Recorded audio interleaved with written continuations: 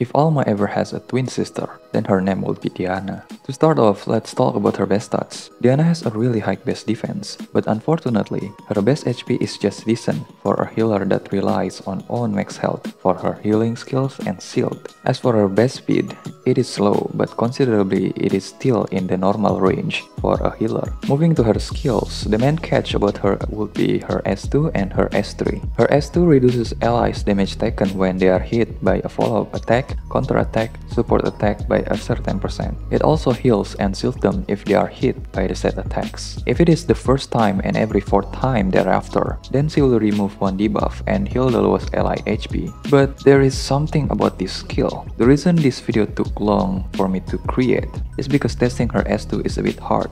For now, one thing for sure is Diana follow-up heal won't activate if you kill the enemy, then your character activates their follow-up attack. Something like on kill bug. But at the same time, sometimes it still get activated even if you kill the enemy. So I'm thinking that this is either Diana bug or there is something else that I'm not aware of. Next, her S3 heals allies HP and gives them shield by a certain percent of her own max health. This skill also grants your allies an emergency device buff, which if your allies died while carrying this buff, then they will be resurrected with a 30% HP. Remember that if they are being killed by a core break hit, then they won't resurrect. Also, the buff can be dispelled easily. And if your Diana is too slow to cast her S3, then there is a chance for your entire team to be nuked first. Her S1 is pretty okay as she gives shield to the lowest HP ally for 2 turns. Basically, she is full of shield, which is a nice spray for MAVD. To build her, you don't want her too slow cause you want her to cast her S3 before enemy nukes. And since shield is no longer a buff, then you shouldn't be worried about it being dispelled. Her emergency buff is also individual, so I don't think status resistance really matters in this scenario for her. But one thing for sure is you need as much HP as you can, a decent def and a nice speed. Since her base HP is just decent,